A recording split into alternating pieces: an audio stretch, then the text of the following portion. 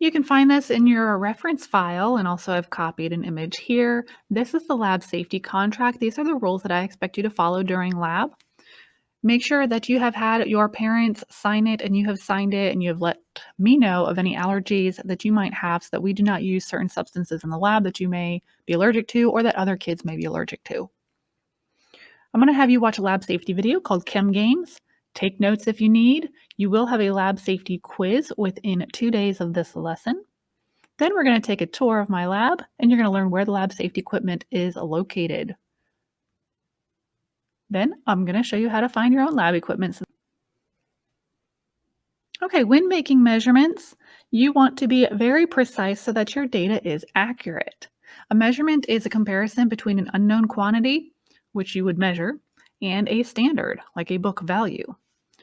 For example, if a student measures the length of a spring and his measurements vary between 14.4 centimeters and 14.8 centimeters, let's say he's measured this 2 or 3 times, the results would be recorded as the average, which is 14.6, plus or minus 0.2 centimeters to account for uncertainty.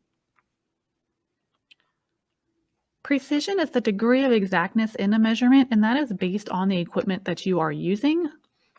Some instruments are more precise than others.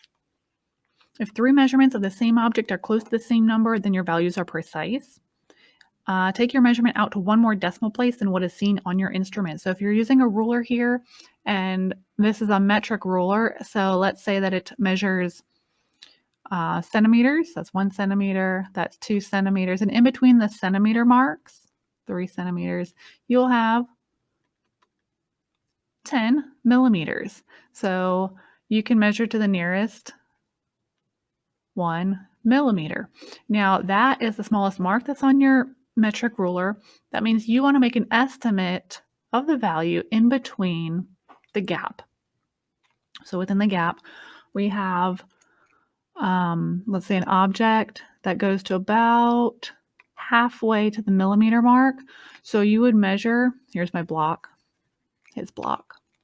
So you would record this measurement as however many centimeters it was. Let's say we're at like 51 here, 52, 53.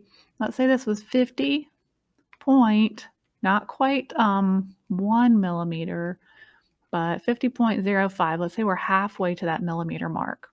This would be in centimeters.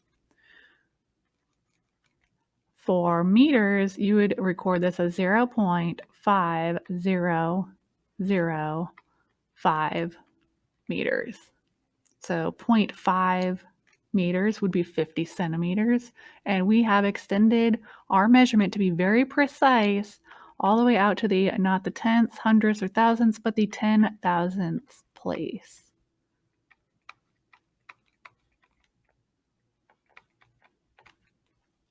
Okay, so be precise in your measurements and carry out your decimal place 1 more position than what you can actually read on the instrument. That means your last value is the estimated value. If you are accurate, then your measurement is close to the accepted book value. ACC for accepted, ACC for accurate. That way you can keep that together.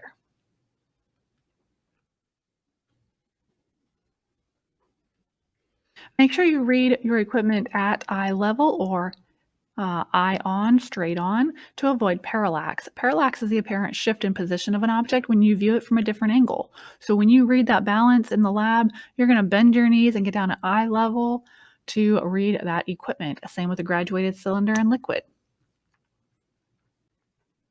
Checkpoint for each image. Let's identify whether this person throwing the rings has good or poor precision and good or poor accuracy.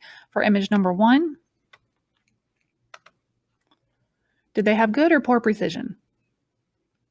It is poor precision. Their 2 rings are not very close together. Did they have good or poor accuracy? Well, if hitting the mark once is considered good accuracy, I guess they do. Image number 2, good or poor precision? Good. Good or poor accuracy? Very good. All 3 rings hit the mark. Image number 3, good or poor precision? Poor. Good or poor accuracy? Poor. Very good. Image number 4, good or poor precision? Definitely Good, they are close together. And then good or poor accuracy. Poor accuracy, they did not hit the mark. When you collect your data in the lab, you're going to organize it. You're going to organize your data in a data table, and then you are going to graph it to provide a visual. For your graph, just remember the phrase dry mix, like pancake mix or boxed cake mix. D stands for dependent variable. This is the one that responds to the experiment, and you measure it as a result of the experiment. Then it goes on the y-axis. For mix, M is for manipulated. This is the one that you change. So if you decide to take your measurements every 10 seconds, that is the manipulated variable. That is called the independent variable, and you plot that on the x-axis. So now you won't forget it. Dry mix for graphing. If you need to hear that again, read through this slide. Generally, in chemistry, we're going to create line graphs, and when you plot your points, you're going to draw a line of best fit. That doesn't necessarily mean to connect all the points together, just a line of best fit that goes in between all of them. So for a straight line, the equation is y equals mx plus b, and in today's lab, when we talk about density, b will be 0, because if you have 0 mass, you have 0 volume, and we'll get to that. Anyway, if you have y equals mx, and you rearrange this equation to say y over x equals m, then what we're looking at here is the importance of this line, slope. So the slope is m, and then y is your rise, and x is your run. So rise over run will give you slope. And this is a 3-variable relationship, such as a density equals a mass divided by volume.